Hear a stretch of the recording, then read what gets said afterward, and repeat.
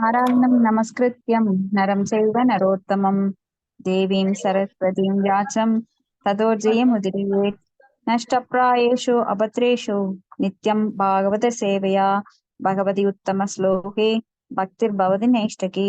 मुखं करोति वाचालं पुङ्गुं लङ्घायते गिरिं यत्कृपातमहं वन्दे गुरुं दीनतारिणं परमानन्दं माधवं श्रीचैतन्य ईश्वरम्। ॐ नमो भगवते वासुदेवाय। ॐ नमो भगवते वासुदेवाय। ॐ नमो भगवते वासुदेवाय. ஹரே கிருஷ்ணா. இன்னைக்கு காண்டம் 1 அத்தியாயம் 12 பதம் 20.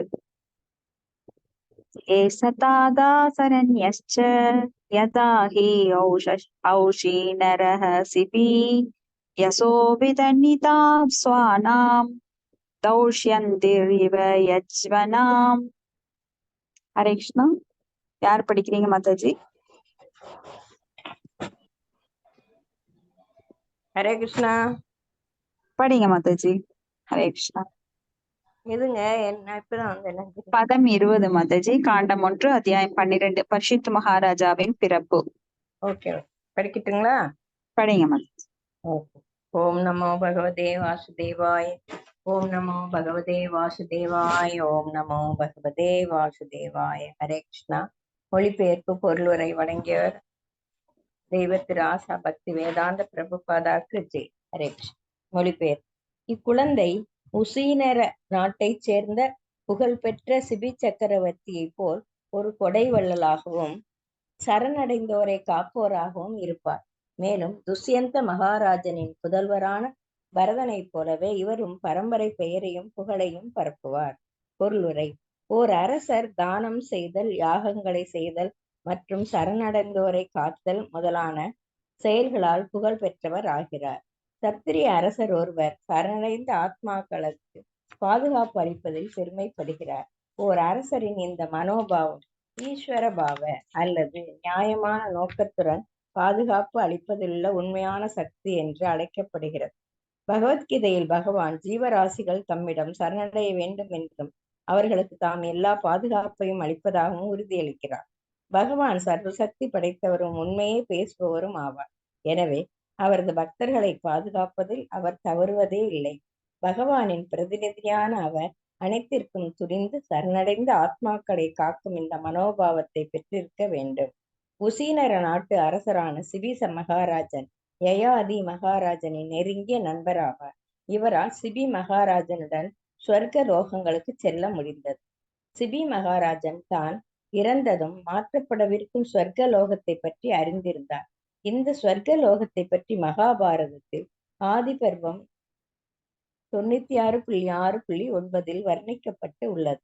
சிபி மகாராஜன் மிகச் சிறந்த கொடை வள்ளல் என்பதால் அவர் பெற்ற ஸ்வர்கலோக பதவியை யயாதிக்கு கொடுத்துவிட விரும்பினார். ஆனால் யயாதி அதை ஏற்றுக்கொள்ளவில்லை. யயாதி அஸ்கருடனும் அவரை போன்ற மற்ற பெரும் ரிஷிகளுடனும் சொர்க்கலோகத்திற்கு சென்றார்.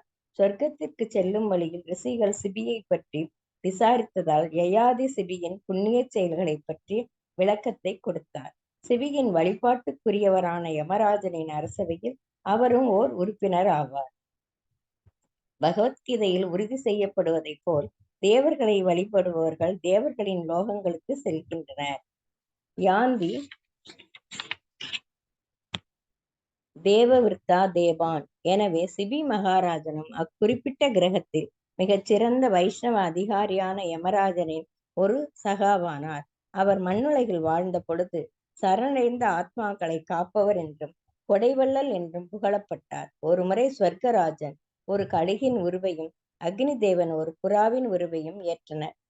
கழுகால் விரட்டி செல்லப்பட்ட புறா சிபி மகாராஜனின் மடியில் அடைக்கலம் புகுந்தது.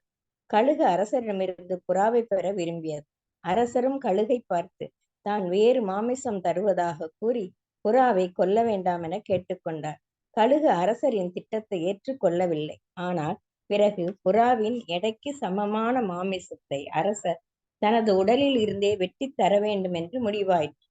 புறாவுக்கு சம எடை கொண்ட மாமிசத்தை அரசர் தமது உடலிலிருந்து வெட்டி எடுக்க துவங்கினார். ஆனால் எவ்வளவு சதையை வெட்டினாலும் அந்த மாய புறாவே பாரமாக இருந்தது. பிறகு அரசர் புறாவிற்கு ஈடாக தம்மையே தராசில் நிறுத்தியதை கண்ட தேவர்கள் அவரிடம் திருப்தி அடைந்தனர். சொர்க்கராஜனும் அக்னி தேவனும் தங்களது சொரூபங்களை வெளிப்படுத்தி அரசரை வாழ்த்தினர். தேவரிஷி நாரதரும் கூட சிபி மகாராஜனை வாழ்த்தினர். சிபி மகாராஜன் அவரது ராஜ்யத்தில் உள்ள மனிதர்களின் திருப்திக்காக சொந்த மகனையே தியாகம் செய்தார். இவ்வாறாக கொடையிலும் பாதுகாப்பு அளிப்பதிலும் பரீட்சித் மகாராஜன் ஒரு இரண்டாவது சிபியாக இருப்பார் என எதிர்பார்க்கப்பட்டது. தௌஷ்யந்தி பரத சரித்திரத்தில் பல பரதர்கள் உள்ளனர். இவர்களுள் பகவான் ஸ்ரீராமரின் சகோதரரான பரதன், ரிஷப மகாராஜனின் புதல்வரான பரதன் மற்றும் துஷ்யந்த மகாராஜனின் புதல்வரான பரதன் ஆகியோர் பிரபலமானவர்கள் ஆகும். இம்மூன்று பரதர்களும் பிரபஞ்சம் முழுவதிலும் பிரபலமானவர்களாக இருந்தனர். இந்த மண்ணுலகம் ரிஷபராஜனின் மகனான பரத மகாராஜனின் நினைவாக பாரதம் அல்லது பாரத வருஷம் என்று அழைக்கப்படுகிறது. ஆனால் துஷ்யந்தருடைய மகனின் ஆட்சியால் தான் இந்நிலம் பாரதம் எனப்படுகிறது என்று சிலர் கருதுகின்றனர். ரிஷப மகாராஜனின் மகனான பரதனின் ஆட்சியால் தான் பாரத வருஷம் என்னும் பெயரை இந்நிலம் பெற்றுள்ளது என்று நாம் நம்புகிறோம். அவரது ஆட்சிக்கு முன் இந்நிலம் கிலாவர்த்த வருஷம் எனப்பட்டது. ஆனால் ரிஷபரின் மகனான பரதனுக்கு முடிசூட்டப்பட்டதும் இந்நிலம் பாரத வருஷம் என்று புகழப்பட்டது. இருப்பினும் துஷ்யந்த மகாராஜனின் மகனான பரதன் எந்த விதத்திலும் குறைந்தவர் அல்ல. இவர் புகழ்பெற்ற அழகியான சகுந்தலையின் மகனாவார். துஷ்யந்த மகாராஜன் காட்டில் சகுந்தலையின் காதல் வலையில் விழுந்தார். இதனால் பரதன் பிறந்தார். அதன் பிறகு கண்ப முனிவரின் சாபத்தால் மகாராஜன் தமது மனைவி சகுந்தலையை மறந்து போனார். குழந்தை பரதன் அவரது தாயால் காட்டில் வளர்த்து வரப்பட்டார். பிள்ளை பிராயத்திலேயே அவர் மிகவும் சக்தி படைத்தவராக இருந்ததால் சிறு குழந்தைகள் நாய் பூனைகளுடன் விளையாடுவதைப் போலவே காட்டில் உள்ள யானை சிங்கங்களை எதிர்த்து அவற்றுடன் அவர் சண்டை செய்வார். சிறுவன் பெயரளவே ஆன இக்காலத்து தார்சனை பூச்சுனோ தட்சணா விட அதிக சக்தி படைத்தவராக இருந்ததால் காட்டில் உள்ள ரிஷிகள் அவரை சர்வதமனன் அல்லது அனைவரையும் அடக்கி ஆளக்கூடியவர் என்று அழைத்தனர். பரத மகாராஜனை பற்றிய முழு விவரம் மகாபாரதத்தின் ஆதி பருவத்தில் கொடுக்கப்பட்டுள்ளது.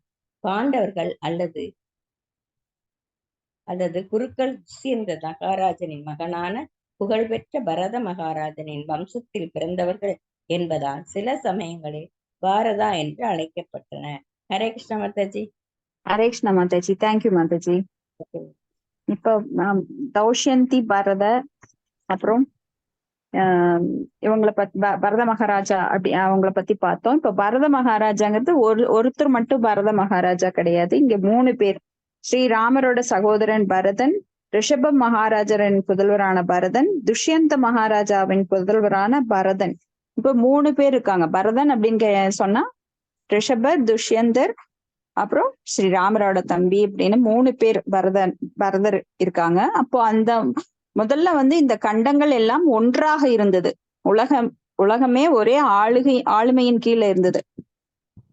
அப்ப இந்த ரிஷப மகனான பரதர் அவருக்கு முடிசூட்டப்பட்ட உடனே இந்த நிலம் பாரத வருஷம் அப்படின்ற பேர்ல இன்னைக்கும் பரத கண்டம், பாரத நாடு அப்படின்னு நம்ம குறுகிடுச்சு.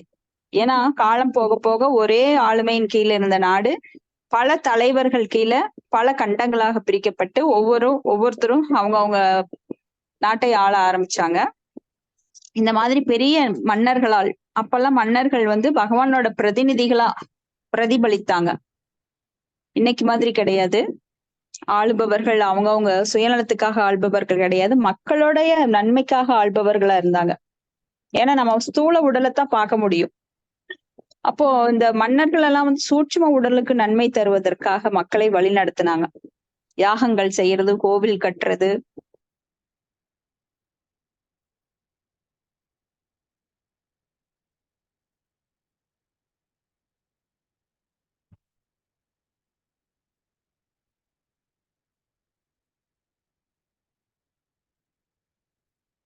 ஹரே கிருஷ்ணா.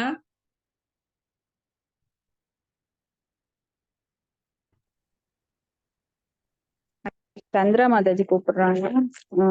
அவங்களுக்கு லைன் கிடைக்கலையா? நான் இதை அனுப்பிச்சுட்டு வந்துடுறேன் மாதாஜி, லிங்க் அனுப்பிச்சுட்டு வரேன். சரிங்க. அப்போ ஒரே பரத மன்னரின் கீழ் ஆட்சி நடந்துட்டு இருந்தது. அப்ப மக்கள் எல்லாமே நல்ல ஒரு வழிகாட்டல் இருந்தது அவங்களுக்கெல்லாம். எப்படி பகவான்கிட்ட திரும்பி போகணும், இந்த உலகம் மாயை, நம்ம மாயைக்கு அகப்பட்டிருக்கிறோம் அப்படிங்கறதெல்லாம் அவங்களுக்கு புரிஞ்சுது. அதுக்கான வழியில அவங்க ஈடுபட்டாங்க. ஆனா இன்னைக்கு மக்களுக்கு எதற்காக வாழ்கிறோம், எதற்காக பிறப்படுக்கிறோம், எதற்காக சாகுறோம் ஒண்ணுமே தெரியறது கிடையாது. ஏன்னா ஆட்சி அப்படி. நம்மெல்லாம் ஜடக்கல்வி நிறைய அரசாங்கம் நம்மளுக்கு பயில்வதற்காக நிறைய பள்ளி கல்லூரிகள் இருக்கு. ஆனா அதனால என்ன பிரயோஜனம்? இந்த உடம்பை எப்படி பாதுகாக்கிறதுன்னு சொல்லி தர்றாங்களோ தவிர இந்த ஆத்மாவை எப்படி கடைந்தேற்றுவது அப்படின்னு அவங்க சொல்லி தர்றதே கிடையாது. ஏன்னா ஸ்தூலம் மட்டும்தான் அவங்களுக்கு தெரியுது, சூட்சுமம் தெரியறது கிடையாது. இந்த சூட்சும உடல் எவ்வளவு முக்கியமானது. 9 வாயில் கொண்ட இந்த குடிலில இந்த ஆத்மா சிக்கி தவிக்கின்றது. இதை எப்படி பிறவாமை என்ற நிலைக்கு உயர்த்த வேண்டும், அதெல்லாம் தெரியறதில்ல. அப்ப அந்த காலத்துல பாரி வள்ளல் போன்ற மிக இருந்தாங்க. அவங்க எல்லாம் கொடை வள்ளலா இருந்தாங்க. அது போல இங்க பரிஷித்து மகாராஜா மிகப்பெரிய அரசனாக இருந்து எல்லாருக்கும் வழிகாட்டுவார் அப்படின்னு ஜோதிடத்துல சொல்லிட்டு இருக்காங்க. அடுத்தது பதம் 21. தன்வினாம் அக்ரணீர் ஏஷ துஷ்ய துல்யசார்ஜுனயோர்தயோ பூதாசஹ இவ துர்தஷ சமுத்திர இவ துஷ்தர. ஹரே கிருஷ்ணா. ஹரே கிருஷ்ணா. மொழிபெயர்ப்பு. இக்குழந்தை பெரும் வில்லாளிகளுக்கிடையில் அர்ஜுனனைப் போல் திறமை மிக்கவராக இருப்பார். இவர் நெருப்பை போல் தடுக்க முடியாதவராக, சமுத்திரத்தை போல் மிஞ்ச முடியாதவராகவும் இருப்பார். பொருளுரை. சரித்திரத்தில் 2 அர்ஜுனர்கள் உள்ளனர். ஒருவர் கைகய தேசத்து ராஜனான கார்த்தவீரிய அர்ஜுனாவார். மற்றவர் குழந்தையின் பாட்டனார் ஆவார். 2 அர்ஜுனர்களுமே வில்வித்தையில் புகழ் பெற்றவர்கள் ஆவர். குழந்தை பரீட்சித் குறிப்பாக போரிடுவதில் அவ்விருவருக்கும் இணையானவராக இருப்பார் என்று முன்னதாகவே அறிவிக்கப்படுகிறது. பாண்டவ அர்ஜுனரை பற்றிய ஒரு சிறு குறிப்பு கீழே தரப்பட்டுள்ளது. பாண்டவ அர்ஜுனன். பகவத்கீதையின் புகழுக்குரியவரான இவர் பாண்டு மகாராஜனின் சத்திரிய மகனாவார். குந்தி தேவி எந்த தேவரையும் அழைக்கக்கூடிய வரத்தை பெற்றிருந்தார். எனவே அவள் இந்திரனை அழைத்ததால் அர்ஜுனன் பிறந்தார். எனவே அர்ஜுனன் சொர்க்கராஜனான இந்திரனின் ஒரு முழு அம்சமாவார். அவர் பால்குண பிப்ரவரி மார்ச் மாதத்தில் பிறந்தவர் என்பதால் பல்குனி என்றும் அழைக்கப்படுகிறார். அவர் குந்தியின் மகனாக தோன்றிய பொழுது அசரீரி வாக்குகளின் மூலம் அவரது பெருமைகள் அறிவிக்கப்பட்டன. மேலும் தேவர்கள், கந்தர்வர்கள், ஆதித்யர்கள், சூரியனிலிருந்து வந்தவர்கள், ருத்திரர்கள், வசுக்கள், நாகர்கள், முக்கியமான ரிஷிகள், அப்சராக்கள், ஸ்வர்கலோக பெண்கள் ஆகியோரை போன்ற பிரபஞ்சம் முழுவதிலும் உள்ள முக்கியஸ்தர்கள் அனைவரும் அச்சடங்கில் பங்கு கொண்டனர். அப்சராக்கள் அவர்களது சொர்க்கலோக நடனங்களாலும் பாடல்களாலும் அனைவரையும் மகிழ்ச்சிப்படுத்தினர். பகவான் ஸ்ரீ கிருஷ்ணரின் தந்தையும் அர்ஜுனனின் தாய் மாமனுமான வசுதேவர் தமது பிரதிநிதியாக கஷ்யபரை அனுப்பி நியமிக்கப்பட்டுள்ள எல்லா சமஸ்காரங்களிலும் புனிதப்படுத்தும் சடங்குகள் அர்ஜுனனை தூய்மைப்படுத்த செய்தார். அவரது பெயர் சூட்டு விழா ரிஷிகள் மற்றும் சதஸ்கிருங்க வாசிகள் ஆகியோரின் முன்னிலையில் நடந்தது. அவர் திரௌபதி, சுபத்ரா, சித்திரங்கதா மற்றும் உலூவி ஆகிய 4 மனைவிகளை திருமணம் செய்து முறையே கிருதகீர்த்தி, அபிமன்யு, பப்ருவாகன மற்றும் ராவான் ஆகியோரை பெற்றார். மாணவ பருவத்தில் இருந்த இவர் பேராசிரியரான துரோணாச்சாரியிடம் கல்வி கற்றார். இவரிடம் மற்ற பாண்டவர்களும் குருக்களும் கூட இருந்தனர். ஆனால் மற்றவர்களை விட இவர் கல்வியில் அதிக ஆர்வம் காட்டினார். நல்லொழுக்கத்தில் அவர் கொண்டிருந்த பற்றினால் துரோணாச்சாரியாரால் மிகவும் கவரப்பட்டார். இவரை முதல் தர மாணாக்கராக ஏற்று துரோணாச்சாரியார் அவரிடம் பேரன்பு கொண்டு யுத்தக்கலையின் எல்லா அம்சங்களையும் அவருக்கு இதயபூர்வமாக போதித்தார். இவர் தீவிர ஆர்வம் கொண்ட மாணாக்கராக இருந்ததால் இரவு நேரத்திலும் இவர் வில்வித்தையை பயில்வது வழக்கம். இவ்வெல்லா காரணங்களினாலும் பேராசிரியரான துரோணாச்சாரியார் இவரை உலகிலேயே மிகச் சிறந்த வில்லாளியாக மாற்ற உறுதி கொண்டார். இலக்கை தாக்கும் சோதனையில் இவர் மிகச் சிறந்தவராக தேர்வு பெற்றார். இதனால் துரோணாச்சாரியார் மிகவும் திருப்தி அடைந்தார். மணிப்புரத்திலும் திரிபுரத்திலும் உள்ள அரச குடும்பத்தினர் அர்ஜுனனுடைய மகனான பப்ருவாகனரின் வம்சத்தை சேர்ந்தவர்கள் ஆவார். அர்ஜுனன் துரோணாச்சாரியர் ஒரு முதலையின் தாக்குதலிலிருந்து காப்பாற்றினார். இதனால் திருப்தியடைந்த அவர் பிரம்மசிரஸ் எனும் ஆயுதத்தை அவருக்கு பரிசளித்தார். துரோணாச்சாரியாரிடம் விரோதம் கொண்டிருந்த துருபத மகாராஜன் அவரை தாக்கிய போது அர்ஜுனன் அவரை கைது செய்து துரோணாச்சாரியாரின் முன் கொண்டு வந்து நிறுத்தினார். அவர் துருபத மகாராஜனுக்கு சொந்தமான அகிச்சத்திரா எனும் நகரை கைப்பற்றி துரோணாச்சாரியாரிடம் அதை ஒப்படைத்தார். பிரம்மசிரஸ் ஆயுதத்தை பற்றிய ரகசியம் அர்ஜுனனுக்கு விளக்கப்பட்டது. அர்ஜுனனும் தேவைப்படும் போது மட்டுமே, அதாவது அவர் துரோணாச்சாரியார் தனக்கு எதிரியாக மாறும் பொழுது மட்டுமே அந்த ஆயுதத்தை பிரயோகிப்பதாக அவருக்கு வாக்களித்தார்.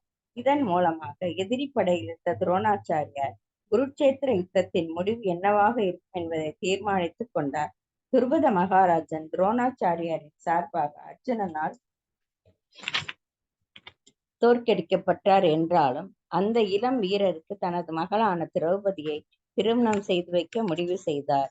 துரியோதனால் திட்டமிடப்பட்ட ஒரு அரக்கு மாளிகையை தீயில் அர்ஜுனன் மரணமடைந்தார் என்ற பொய் செய்தியை கேட்டபோது அவர் ஏமாற்றமடைந்தார். எனவே திரௌபதியின் சுயம்பரத்திற்கு ஏற்பாடு செய்த அவர் உயிரை தொங்கும் ஒரு மீனின் கண்ணை அம்பால் துளைக்கக்கூடியவர் திரௌபதியை மணக்கலாம் என்று அறிவித்தார். அர்ஜுனனால் மட்டுமே இதை செய்ய முடியும் என்பதாலேயே இந்த சூழ்ச்சியை அவர் செய்தார். இறுதியில் அர்ஜுனனுக்கு ஈடான தகுதிகளை பெற்றிருந்த தன் மகளை அர்ஜுனிடம் ஒப்படைப்பதில் அவர் வெற்றியும் பெற்றார்.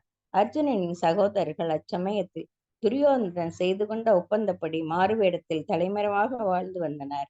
அர்ஜுனனும் அவரது சகோதரர்களும் திரௌபதியின் சுயம்பரத்திற்கு பிராமணர்களின் உடையில் சென்றிருந்தனர். கூடியிருந்த சத்திரிய அரசர்கள் அனைவரும் ஒரு ஏழை பிராமணருக்கு திரௌபதி தன் கணவராக மாலை சூட்டியதை கண்டனர். அப்பொழுது பிராமண உடையில் இருந்தவர் அர்ஜுனன் தான் என்பதை ஸ்ரீ கிருஷ்ணர் பலராமருக்கு வெளிப்படுத்தினார். நாகலோகத்தில் பாத்துடலாம் மாதாஜி. ஓகேங்க. அப்போ அந்த காலத்துல 4 வயதிலேயே பிரம்மச்சரியம் ஏற்றுக்கொள்ளப்பட்டு அரசர்களாகட்டும் இளவரசர்களாகட்டும் அவங்க எல்லாமே கல்வியில் தேர்ந்தவர்களா இருக்கணும். அரசாள்வதற்கு முன்னாடி எதுவுமே கல்வி இல்லாதவர்கள் எல்லாம் அரசாட்சி பண்ண முடியாது. இந்த காலத்துல யாரு வேணா அரசாட்சி பண்ணலாம், படிச்சிருந்தாலும் சரி படிக்காட்டியும் சரி. ஒரு மூடனை கொண்டு போய் மேல வைக்கிற மாதிரி எல்லாருமே அரியணையில வச்சிடுறாங்க. ஆனா அவங்களுக்கு எதுவுமே தெரியறது இல்லை. ஆனா அந்த காலத்துல ராஜாக்கள் எல்லாம் நன்றாக பயிற்சி அளிக்கப்பட்டிருந்தார்கள். போர்க்கலையில இன்னும் இலக்கியங்கள்ல எல்லாத்துலயுமே அவங்களுக்கு திறமை இருக்கணும். அந்த மாதிரி இங்க துரோணாச்சாரியரிடம் பயில்வதற்காக பஞ்சபாண்டவர்கள் மற்றும் துரியோதனன் அவர் சகோதரர்கள் எல்லாருமே அனுப்பப்படுறாங்க. அப்ப துரோணாச்சாரியர் சிறந்த ஆச்சாரியர். அப்போ இங்க அவருக்கு எப்படி நாம பகவத்கீதையில படிச்சிருக்கிறோம், தத்வித்தி பிரதிபாதேன பணி பிரஷ்னேன சேவையா உபதேசந்தி தேக்ஞானம் ஞானின தத்துவ தர்ஷனக அப்படின்னு. அப்போ ஒரு சீடனுக்கு எந்த ஒரு ஆச்சாரியர் நல்ல கல்வியை கற்றுக் கொடுப்பார் அப்படின்னா, மனம் கவர்ந்தவர்களுக்கு, அடக்கமுள்ள ஒரு சீடனுக்கு, பணிவான சீடனுக்கு, ராஜாவா இருந்தாலும் சரி இளவரசனாக இருந்தாலும் சரி, எவ்வளவு ஒரு பவர்ஃபுல்லா இருந்தாலும் அவங்களுக்கு சேவை செய்யணும். ஈவன் கிருஷ்ணா கூட அவருடைய முனிவர் அவருடைய ஆச்சாரியருக்கு சேவை செஞ்சிருக்கார். சாந்திப்பனி முனிக்கு விறகு எடுக்கிறது, அவங்களுடைய துணைவிக்கு, அந்த முனிவரோட மனைவி இருப்பாங்க, அவங்களுக்கு சமையல் கட்டுல வேலை செஞ்சு கொடுக்கறது, இதெல்லாம் அவங்க செய்வாங்க. அது போலதான் இங்க அர்ஜுனன் எள்ளுன்னு சொல்றதுக்கு முன்னாடி எண்ணெயா இருப்பார். துரோணாச்சாரியார் ஒரு சமயம் போய் நிலத்துல தண்ணி கட்டிட்டு வாங்க அப்படின்னு சொல்லி பயிருக்கு தண்ணி கட்ட சொல்லி எல்லாரையும் சொல்லுவார். அப்ப எல்லாருமே போயிட்டு திரும்பி வந்துருவாங்க. ஆனா அர்ஜுனன் மட்டும் திரும்பி வரல. சரி, இவர் மற்ற மாணவர்களை கூப்பிட்டு போறாரு, எங்க அர்ஜுனன் காணோம் அப்படின்னு பாக்குறதுக்கு. அவர் கீழே படுத்து கிடக்குறாரு. இன்னொன்னு தண்ணி கட்ட சொன்னா எதுக்காக இப்படி படுத்து கிடக்குற அப்படின்னு சொல்லும் போது அவர் கை தண்ணிய தடுத்துட்டு இருக்கும். அப்ப அவர் சொல்லுவாரு, நீங்க தண்ணி கட்ட சொன்னீங்க, ஏன்னா சின்ன பசங்க. அப்போ அவர் ஒரு பக்கம் எடுத்து விடும்போது அது 2 பக்கமா பிரிஞ்சு எல்லா பக்கம் தண்ணி போகும். அது தடுக்கிறதுக்காக அவர் என்ன பண்ணுவாருன்னா கையை வச்சு அணைச்சு பார்ப்பாரு. கையினால முடியல. அப்போ முழங்கை வரைக்கும் நீட்டி பார்ப்பாரு. அவர் அது முடியல. அப்போ உடலைவே போட்டுருவார். உடலைவே படுத்து அந்த தண்ணியை அடைச்சிட்டு இருப்பாரு. அப்ப இந்த தண்ணி பாஞ்ச உடனே நான் வரலான்ட்டு இருந்தேன் அப்படின்னு சொல்லும் போது அவரோட சின்சியாரிட்டி அவருக்கு புரியும். அது போல எல்லாருக்கும் பயிற்சி கொடுக்கும் போது மரத்துல ஒரு குருவியை கட்டி அதை அந்த வில்லால எய்தணும். அப்ப எல்லார்கிட்டையும் கேட்பாரு, உங்களுக்கு என்ன தெரியுது அப்படின்னு. எல்லாரும் சொல்லுவாங்க, மரம் தெரியுது, கிளை தெரியுது, இலை தெரியுது, அப்படின்னு சொல்லுவாங்க. ஆனா அர்ஜுனன் மட்டும் சொல்லுவாரு அந்த கிளியோட கண்கள் தெரியுது அப்படின்னு சொல்லி. அவ்வளவு கரெக்டா எய்ம் பண்ணுவார். அப்போ அர்ஜுனனுக்கு குடாகேஷா அப்படிங்கிற பெயரும் இருக்கு. குடாகேஷா அப்படின்னா தூக்கத்தை வென்றவன். அப்ப என்ன பண்ணுவாரா, என் தூக்கத்தை வென்றவன் அப்படின்னா அறியாமை வென்றவன் அப்படின்ற ஒரு அர்த்தமும் இருக்கு. அது கூட இல்லாம இவர் பயிற்சி அடிக்கும் போது இரவிலெல்லாம் பயிற்சி எடுத்துட்டே இருப்பாராம். அதனால அர்ஜுனன் வந்து தூங்காம அந்த பயிற்சியில அவ்வளவு சின்சியரா, எப்பவுமே இப்ப பகல்லதான் எல்லாம் படிப்போம், நாம ஏதாவது பயிற்சி பண்ணுவோம். ஆனா இங்க அர்ஜுனன் வந்து நைட் எல்லாம் கூட அந்த பயிற்சி எடுப்பாராம். அதனாலதான் அவர் இருட்டுல கூட நல்லா அந்த போர் பயிற்சி பண்ணதுனால இருட்டுல கூட அவரால் கரெக்டா அந்த அம்பு எய்த முடியும், குறிய வந்து தவறாமல் எய்த முடியும் அப்படின்னு சொல்லி சொல்றாங்க. அப்ப அதனால அவருக்கு குடாகேஷா அப்படிங்கிற பெயரும் இருக்கு. அறியாமை வென்றவன். ஏன்னா அறியாமைங்கிறது ரொம்ப பெரிய ஒரு அபராதம். அறியாமை எல்லார்கிட்டையும் இருக்கு. ஆனா அதை நீக்குவதற்குரிய வழிகளையும் பகவான் சொல்றார். ஆனா அதை எடுத்துக்காதவங்க ரொம்ப முட்டாள்களா இருக்கிறாங்க. இப்ப இந்த ஜட வாழ்க்கையில வேகமா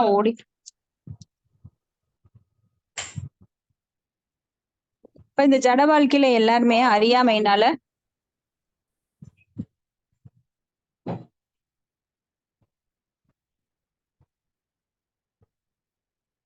இப்ப அறியாமையில வந்து நிறைய பேரு தங்கள் மதியை இழந்து ஓடிக்கொண்டுட்டு இருக்கிறாங்க. அப்ப அறியாமை நீக்கிறதுக்கான வழியை பகவான் தந்திருக்காரு. அதை யூஸ் பண்ணாம தெரியாம செஞ்சுட்டேங்கிறதெல்லாம் இங்க நம்மளோட தவறு தான். ஏன்னா தெரிஞ்சே நாம பாவ விளைவுகள்ல ஈடுபட்டிருக்கோம், மோகத்துல ஈடுபட்டிருக்கோம். காம, குரோத, லோப, மோக, மதம், ஆச்சரியம் அப்படின்ற கட்டுக்குள்ள சிக்கி இருக்கோம். அடுத்தது படிக்கலாம் மாதாஜி. அப்ப எப்படி வந்து ஒரு அர்ஜுனன் குருவுக்கு கட்டுப்பட்டு அவருக்கு அமானித்துவம், அந்த பணிவு இருந்தா மட்டும்தான் கத்துக்க முடியும். எனக்கு எல்லாம் தெரியும்னு நம்ம மூளையான டப்பால நம்ம குப்பைகளை நிரப்பிட்டு போனோம்னா நம்மளால எதுவுமே கத்துக்க முடியாது. அப்ப அர்ஜுனன் உதாரணம் எடுக்க கொடுக்குறாங்கன்னா அவர்கிட்ட இருந்து வந்த பரம்பரையில தான் பரிசுத்த மகாராஜா வர்றார், அர்ஜுனனுடைய பேரனா. ஹரே கிருஷ்ணா மாதாஜி. அடுத்த பேரா படிங்க மாதாஜி. படிங்க மாதாஜி, படிங்க. நாகலோகத்தை சேர்ந்த ஊப்பி என்னும் பெண்ணை ஹரித்வாரத்தில் சந்தித்த அவளால் கவரப்பட்டவரானார். இதனால் இரவான் பிறந்தார். அதை போலவே மணிபுர ராஜனின் மகளான சித்ராங்கதாவையும் அவர் சந்தித்தார். இதனால் பப்ரு வாகனர் பிறந்தார். தமது தங்கையான சுபத்ராவை கடத்தி செல்ல அர்ஜுனனுக்கு உதவுவதற்காக பகவான் ஸ்ரீ கிருஷ்ணன் ஒரு திட்டம் தீட்டினார். ஏனெனில் அவளை துரியோதனிடம் ஒப்படைத்து விட பலதேவர் கண்ணியிருந்தார். யுதிஷ்டரும் ஸ்ரீ கிருஷ்ணரின் கருத்தை ஒப்புக்கொண்டார். இவ்வாறாக சுபத்ராவை பலவந்தமாக தூக்கிச் சென்ற அர்ஜுனன் அவளை மணந்து கொண்டார். சுபத்ராவின் மகன் அபிமன்யு இவர் பரிசுத்த மகாராஜின் தந்தை ஆவார். அர்ஜுனன் காண்டவனத்திற்கு தீ வைத்து அக்னி தேவனை திருப்திப்படுத்தினார். எனவே அக்னி தேவனும் அர்ஜுனனுக்கு ஒரு ஆயுதத்தை கொடுத்தார். காண்டவனத்திற்கு தீ வைக்கப்பட்டதால் கோபமடைந்த இந்திரன் மற்ற எல்லா தேவர்களுடனும் அர்ஜுனனுடன் போர் செய்து தோல்வியடைந்த பின் சொர்க்கலோகத்திற்கு திரும்பி சென்றார். மயாசுரன் என்பவனுக்கு பாதுகாப்பு அளிப்பதாகவும் அர்ஜுனன் வாக்களித்தார். மயாசுரன் தேவதத்தம் என்று புகழப்படும் மதிப்பு என்ற ஒரு சங்கை அவருக்கு பரிசளித்தார். இதை போலவே அர்ஜுனுடைய வீரத்தில் திருப்தியடைந்த இந்திரனும் அவருக்கு பல்வேறு உயர்ந்த ஆயுதங்களை பரிசளித்தார். மகதராஜனை தோற்கடிப்பு யுதிஷ்ட மகாராஜன் ஏமாற்றம் அடைந்த பொழுது அர்ஜுனன் தான் அவருக்கு எல்லா வகையான உறுதிமொழிகளையும் தந்தார். இவ்வாறாக அர்ஜுனன், பீமன் மற்றும் கிருஷ்ணர் ஆகிய மூவரும் ஜராசந்தனை கொல்ல மகத நாட்டுக்கு புறப்பட்டனர். உலகிலுள்ள மற்ற எல்லா அரசுகளையும் பாண்டவருடைய ஆட்சியின் கீழ் கொண்டு வருவதற்கு வெளியேறி சென்ற அர்ஜுனன் கேளிந்த நாட்டை கைப்பற்றி பகதத்த ராஜனை வென்றார். பிறகு அந்தகிரி, உலூகபுரம் மற்றும் மோதாபுரம் போன்ற நாடுகளின் வழியாக பிரயாணம் செய்து எல்லா அரசர்களையும் கீழ்ப்படிய செய்தார். சில சமயங்களில் அவர் கடுந்தவங்களையும் மேற்கொண்டார். இதனால் பிறகு இந்திர தேவனிடம் அவர் வெகுமதிகளை பெற்றார். சிவபெருமானும் கூட அர்ஜுனனின் பலத்தை சோதிக்க விரும்பி ஒரு பூர்வ குடிமகனின் உருவில் அவரை சந்தித்தார். அவ்விருவரும் பெரும் போர் நிகழ்ந்தது. இறுதியில் அவரிடம் திருப்தி அடைந்த சிவபெருமான் தமது சுயரூபத்தை காட்டினார். அர்ஜுனனும் அவரை அடக்கத்துடன் வணங்கினார். அதனால் திருப்தி அடைந்த சிவபெருமான் அவருக்கு பாசுபத ஆயுதத்தை பரிசளித்தார். வெவ்வேறு தேவர்களிடமிருந்து பல்வேறு முக்கிய ஆயுதங்களையும் அவர் பெற்றார். அவர் யமராஜிடமிருந்து தண்டாஸ்திரத்தையும், வருணனிடமிருந்து பாசாஸ்திரத்தையும் மற்றும் சொர்க்கலோக பொருளாளரான குபேரனிடமிருந்து அந்தர்தானவசத்தையும் பெற்றார். சந்திரலோகத்திற்கும் அப்பால் உள்ள இந்திரலோகத்திற்கு அவரை வரவழைக்க இந்திரன் விரும்பினார். இந்திரலோகவாசியால் வரவேற்கப்பட்ட அவர் இந்திரனின் சொர்க்கலோக பாராளுமன்றத்தில் நன்கு உபசரிக்கப்பட்டார். பிறகு இந்திரதேவனை சந்தித்த அவருக்கு இந்திரன் தனது வஜ்ராயத்தை பரிசீலித்துடன் சொர்க்கலோக போர்க்கலையில் சங்கீதத்தையும் கூட கற்பித்தார். ஒரு வகையில் இந்திரன் தான் அர்ஜுனனின் உண்மையான தந்தையாவார். எனவே மறைமுகமாக புகழ்பெற்ற சொர்க்கலோக அழகியான ஊர்வசியை அர்ஜுனன் அனுப்பி அவரை மகிழ்விக்க இந்திரன் விரும்பினார். சொர்க்கத்தின் சமூக பெண்கள் சிற்றின்ப ஆசை உள்ளவர்களாவர். இதனால் மனிதர்களிலேயே பலசாலியான அர்ஜுனனை சந்திக்க அவள் பேராவல் கொண்டாள். அவரது அறைக்குள் அவரை சந்தித்த அவள் தனது ஆசைகளை வெளிப்படுத்தினாள். ஆனால் ஊர்வசியின் முன் தன் கண்களை மூடிக்கொள்வதன் வாயிலாக தமது மாசற்ற ஒழுக்கத்தை அவர் காப்பாற்றிக் கொண்டார். மேலும் அவளை குருவம்சத்தின் தாய் என்று அழைத்து தம் தாய்களான குந்தி, மாத்ரி மற்றும் சசிதேவி இந்திரனின் மனைவி ஆகியோரின் நிலையில் அவளையும் நிறுத்தி பேசினார். ஏமாற்றம் அடைந்த ஊர்வசி அர்ஜுனனை சபித்துவிட்டு அங்கிருந்து வெளியேறினார். சொர்க்கலோகத்தில் மிகவும் புகழ்பெற்ற ரிஷியான லோமசரை சந்தித்து யுதிஷ்ட மகாஜனனை பாதுகாக்கும்படி அவரிடம் வேண்டிக் கொண்டார். அவரது விரோதியான துரியோதனன் கந்தவர்களிடம் சிறைப்பட்டிருந்த பொழுது அவனை காப்பாற்ற விரும்பிய அர்ஜுனன் அவனை விடுவிக்கும்படி கந்தர்வர்களிடம் விண்ணப்பித்தார். ஆனால் கந்தர்வர்கள் அதற்கு மறுத்து விட்டனர். இவ்வாறாக அர்ஜுனன் அவருடன் போரிட்டு துரியோதனனை விடுவித்தார். பாண்டவர்கள் மாறு வேடத்தில் வாழ்ந்த பொழுது ரவிடாராஜனின் சபையில் அர்ஜுனன் தன்னை ஒரு அலியாக காட்டிக்கொண்டு தனது எதிர்கால மருமகளான உத்தராவின் சங்கீத ஆசிரியராக பணியாற்றினார். அப்பொழுது விராடராஜனின் சபையில் அவர் பிருகநல்லன் என்று எல்லோராலும் அறியப்பட்டார். மேலும் பிருகநலனாக ஆர்வேடம் பூண்டிருந்த அர்ஜுனன் விராடராஜனின் மகனான உத்தரனின் சார்பாக போரிட்டு குருக்களை வென்றார். அவர் ரகசிய ஆயுதங்கள் ஒரு சோமி மரத்தில் பாதுகாப்பாக மறைத்து வைக்கப்பட்டிருந்தன. மேலும் அவற்றை கொண்டு வரும்படி அவர் உத்தராவிற்கு கட்டளையிட்டார். பாண்டவர்களின் சொரூபம் பிறகு உத்தராவிற்கு வெளிப்படுத்தப்பட்டது. குருக்களுக்கும் விராடர்களுக்கும் நிகழ்ந்த போரில் அர்ஜுனனும் இருந்தார் என்பது துரோணாச்சாரியிடம் அறிவிக்கப்பட்டது. பிறகு குருச்சேத்திர போரில் கர்ணனை போன்ற பல சிறந்த தளபதிகளையும் மற்றவர்களையும் அர்ஜுனன் கொன்றார். குருச்சேத்திர யுத்தத்திற்கும் பிறகு திரௌபதியின் 5 மகன்களையும் கொன்ற அஸ்வத்தமனை அவர் தண்டித்தார். பிறகு எல்லா சகோதரர்களும் பீஷ்ம தேவரிடம் சென்றனர். குருச்சேத்திர போர்க்களத்தில் பகவத்கீதையின் தத்துவங்கள்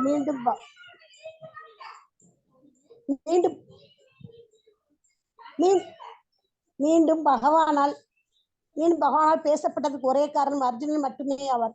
குருச்சேத்திர போர்க்களத்தில் அவர் நிகழ்த்திய அற்புத செயல்கள் மகாபாரத தெளிவாக விவரிக்கப்பட்டுள்ளன.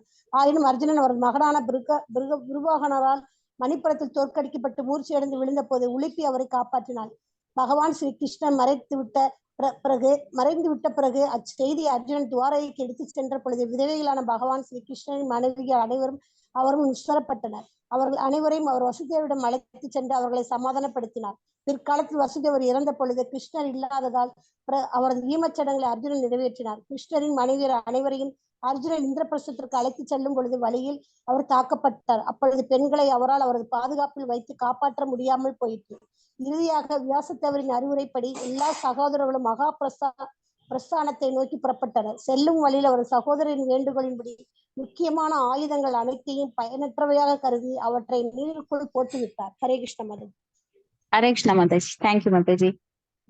இது ஃபுல்லாமே அர்ஜுனன் பற்றி தான் சொல்லப்படுது. அப்போ ஒரு தடவை அர்ஜுனன் வந்து காண்டீவ வனத்துக்கு தீ வைக்கப்பட்டப்போ அங்க இருக்கிற ஒரு அசுரன், மயாசுரன்கிற அசுரன் அர்ஜுனன்ட்ட கேட்கிறாரு எனக்கு தன்னை காப்பாற்றும்படி. அப்போ அவர் வந்து அந்த மயாசுரனை அந்த தீய அம்பு மூலமாக மழை வர வச்சு காப்பாத்துறாரு. ஏன்னா அந்த அக்னி தேவனுக்கு ரொம்ப பசி. அப்ப அந்த பசியை சரி பண்றதுக்காக அந்த காண்டீவ வனத்துக்கு தீ வைக்கப்பட்டு அந்த அக்னி தேவன் அதை விழுங்க பாக்குறாரு. அப்ப மயாசுரன் என்கின்ற அசுரன் அந்த காண்டீவ வனத்துல இருக்கான். அவன் வந்து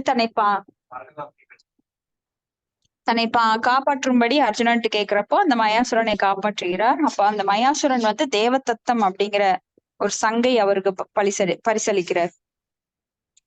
இப்படி பார்த்தா அப்படின்னா அர்ஜுனனுக்கு சிவபெருமான் வந்து பாசுபத அஸ்திரம் கொடுக்கிறார். அது போல யமராஜன் தண்டாஸ்திரம் கொடுக்கிறாரு. வர்ணன் பாசாஸ்திரம் கொடுக்கிறார். குபேரன் அந்தர்தானஸ்திரம் கொடுக்கிறார். இந்திரன் வந்து வஜ்ராயத்தை பரிசளிக்கிறார். இப்படி பல அஸ்திரங்களை அர்ஜுனன் வந்து கிடைக்கப்படுகிறார். அப்போ வந்து இந்திரன் வந்து அவருடைய தந்தை. ஏன்னா குந்தி தேவி பல தேவர்களை வணங்கிதான் 5 புதல்வர்களை பெற்றுக்கொள்கிறார். அப்ப இந்திரனோட அம்சமாக வர்றதுதான் அர்ஜுனன். அப்ப இந்திரன் வந்து அவருக்கு தந்தை. அப்ப இந்திரன் வந்து ஒரு சமயம் அவரை இந்திரலோகத்துக்கு கூப்பிடுறாரு. அங்க ஊர்வசி அப்படிங்கிற அழகிய பெண்கள் நிறைய இருப்பாங்க. ஊர்வசி, மேனகா, அந்த மாதிரி அழகிய பெண்கள் நிறைய பேர் இருப்பாங்க. அப்போ ஊர்வசியை வந்து அவருக்கு அனுபவிக்கிறதுக்காக கொடுக்கிறார். ஆனா அந்த ஊர்வசி அவரை நோக்கி வரும்போது அவர் வந்து, இல்ல, நீங்க எங்க அம்மாவை போல, என்னோட தாய் ஸ்தானத்துல நீங்க இருக்கீங்க. ஏன்னா இந்திரனுடைய சகவாசத்துல இருக்கிற ஊர்வசி எப்படி அர்ஜுனன் ஏத்துக்குவாரு? அதனால அவர் அப்படி சொன்னதுனால ஊர்வசிக்கு கோபம் வந்துரும். அதனால அவங்க சாபம் கொடுத்துருவாங்க, நீ வந்து ஒரு அழியா போகணும் அப்படின்னு. அப்போ அந்த 1 வருடம் அஞ்ஞான வாசம் அப்படிங்கிற மறைமுகமா வாழணும், யார் கண்ணிலையும் படாம இந்த பஞ்ச பாண்டவர்கள் அப்படி ஒரு டீல் வச்சிருக்காங்க இவங்க கூட, துரியோதனன் கூட. அப்போ துரியோதனன் கண்ணுக்கோ யார் கண்ணுக்கோ அவங்க படக்கூடாது 1 வருஷம். அந்த மாதிரி அஞ்ஞான காலத்துல அந்த சாபத்தை அவர் பயன்படுத்திக்கிறார். அப்ப அந்த சாபத்தை பயன்படுத்தி அவங்க ஒளிந்து வாழ்கிறார்கள். இன்னொரு சமயம் வந்து குருக்களுக்கும் விராடர்களுக்கும் நிகழ்ந்த போர்ல அர்ஜுனன் விராட நாட்டுலதான் அவங்க மறைஞ்சிருக்காங்க. அப்போ விராட நாட்டுல அவங்க மறைஞ்சிருக்கும் போது ஏகப்பட்ட பிரச்சனைகளை அவங்க சந்திக்கிறாங்க. அப்ப திரௌபதிய வந்து அந்த விராட நாட்டு ராணியோட தமையன் அவர் வந்து மிஸ்யூஸ் பண்ண பாக்குறாரு. அப்போ பீமன் போய் அவரை கொன்னுடுறாரு. இந்த மாதிரி எத்தனையோ பிரச்சனைகளுக்கு இடையில விராட நாட்டுல போர். கடைசியில விராட நாட்டிற்கு இவங்க துரியோதனர்கள் ஏதோ ஒரு சந்தேகத்துல வந்து போர் புரிய வர்றாங்க. அப்ப விராட நாட்டுல வந்து சிறந்த வீரர் கிடையாது, இளவரசர். அப்ப அந்த இளவரசருக்காக அர்ஜுனன் வந்து அந்த போரை தலைமை ஏற்று அதுல வென்று விடுகிறார். இந்த மாதிரி விராட நாட்டுல ஒளிந்து வாழும்போது இதெல்லாம் நடக்குது. அப்ப இப்படி அர்ஜுனன் வந்து குருட்சேத்திர போர்க்களத்துல ஒரு ஹீரோவா இருக்காரு. இன்னைக்கும் அது வந்து வரலாற்றுல பேசப்படுது. ஏன் ஒரு ஹீரோவா இருக்காரு அப்படின்னா, பகவான் அதற்கு அவரை தேர்ந்தெடுத்திருக்கின்றார். அர்ஜுனன் மூலமாக இந்த பகவத்கீதை புதுப்பிச்சார்னு பார்த்தோம். ஏவம் பரம்பரா பிராத்தம் இமம் ராஜசயோ விதுக ச கலேனக மகத யோக நஷ்ட பரந்தவன். பகவத்கீதையை அர்ஜுனனை வைத்து புதுப்பித்திருக்கிறார். அப்ப ஏன் அர்ஜுனனை தேர்ந்தெடுக்கிறார்? அர்ஜுனன் ஒரு தூய பக்தன் மற்றும் நண்பன். 5 விதமான ரசங்கள்ல சக்கிய பாவம் அவர் தேர்ந்தெடுத்திருக்கிறது. அப்போ நண்பன் என்கின்ற காரணத்தினால் இப்போ ஒரு தூய பக்தரை பகவான் வந்து உச்சத்துல நிறுத்துவார். தூய பக்தன் வந்து புகழுக்காக ஏங்குவது கிடையாது. ஆனா பகவான் அவனை தேர்ந்தெடுத்து அந்த புகழை அவனுக்கு கொடுக்கின்றார். ஆனா தூய பக்தன் புகழோ செல்வமோ ஞானமோ இது எதையுமே விரும்ப மாட்டான். அந்யா அபிலாஷித சூன்யம். ஆனா பகவான் அதை கொடுக்கிறார். அவனுக்கு வேண்டுங்கிற செல்வத்தையும் கொடுக்கிறார். ஏன்னா தூய பக்தர்கள்னா ஏழையாத்தான் இருக்கணுங்கிற அவசியம் கிடையாது. பெரிய பெரிய ராஜாக்கள் கூட தூய பக்தரா இருந்திருக்காங்க. நம்ம பார்க்கலாம் வரலாற்றுல எவ்வளவு ராஜாக்கள், குலசேகர ஆழ்வார், இவங்கெல்லாம் பெரிய பெரிய ராஜாக்கள் தான். அவங்க எல்லாம் தூய பக்தரா இருந்திருக்காங்க. இப்ப பகவான் அந்த புகழை தருகிறார். ஆனா அந்த பக்தன் எப்படி இருக்கான்? நிமித்த மாத்திரம் பவ சவ்ய சாட்சினே. அப்ப இந்த உதாரணம் இங்க வந்து சொல்லப்படுது.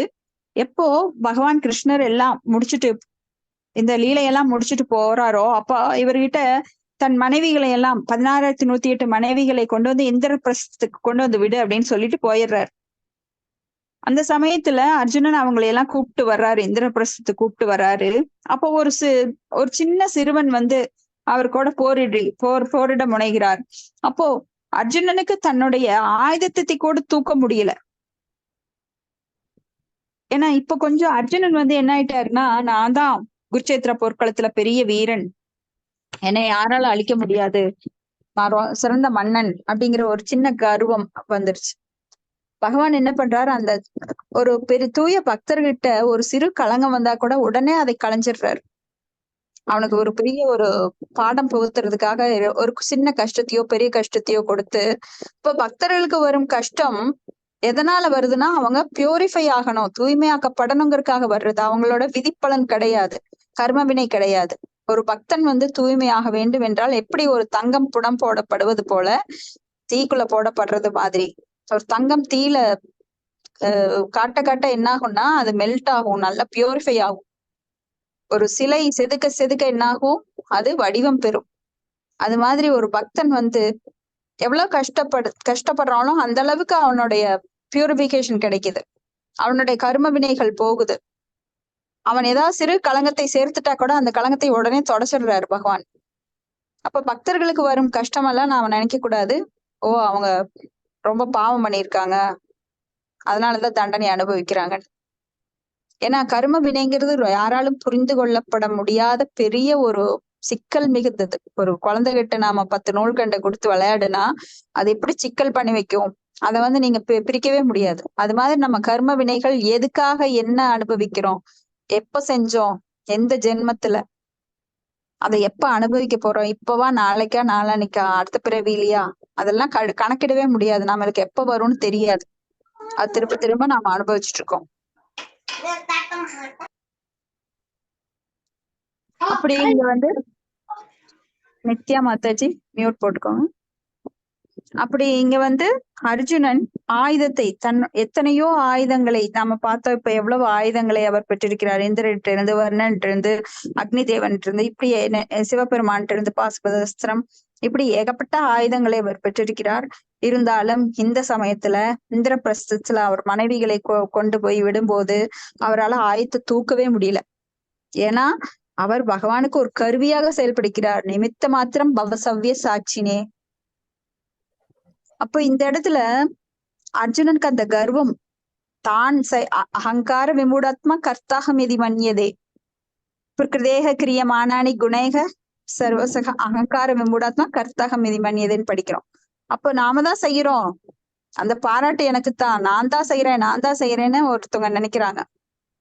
நாம் செய்விக்கப்படுகிறோம், நாம் கடவுளோட கையில ஒரு ஆயுதம், ஒரு கருவி. ஒரு மெஷினை போட்டா என்ன ஆகும், சுவிட்ச் போட்டா அது ஆன் ஆகி ஓடும், அது நிறுத்தினா நின்னுக்கும். அது மாதிரிதான் கடவுளோட கையில நாம் ஒரு ஆயுதம் என்பதை நாம் புரிஞ்சுக்கணும். நாம எதையும் செய்யல, முக்குணங்களால் ஆட்டுவிக்கப்படுக, கடவுளால் படைக்கப்பட்ட அந்த மாயினால் ஆட்டுவிக்கப்படுகிறோம். நான் கிடையாது, நான் இந்த உடல் கிடையாது, நான் ஆத்மா அப்படிங்கிற ஒரு செல்ஃப் ரியலைசேஷன், தன்னுணர்வு பெற்றவர்கள் குழம்பவே மாட்டாங்க.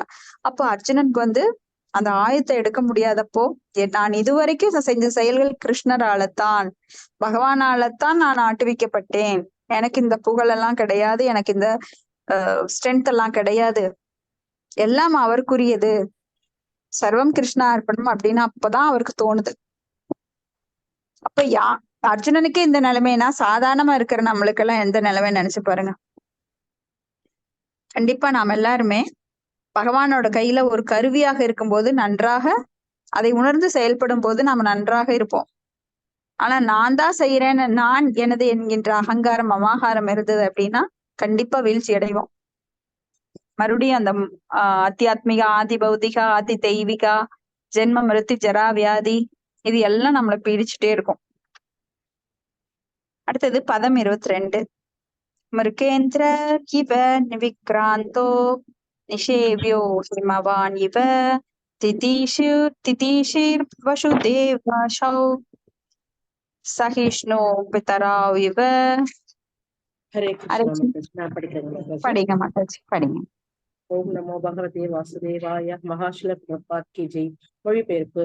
இக்குழந்தை ஒரு சிங்கத்தை போல பலசாலியாகவும் இமயமலை போல புகலிடம் அளிக்கும் தகுதியுடையவரும் ஆவார்.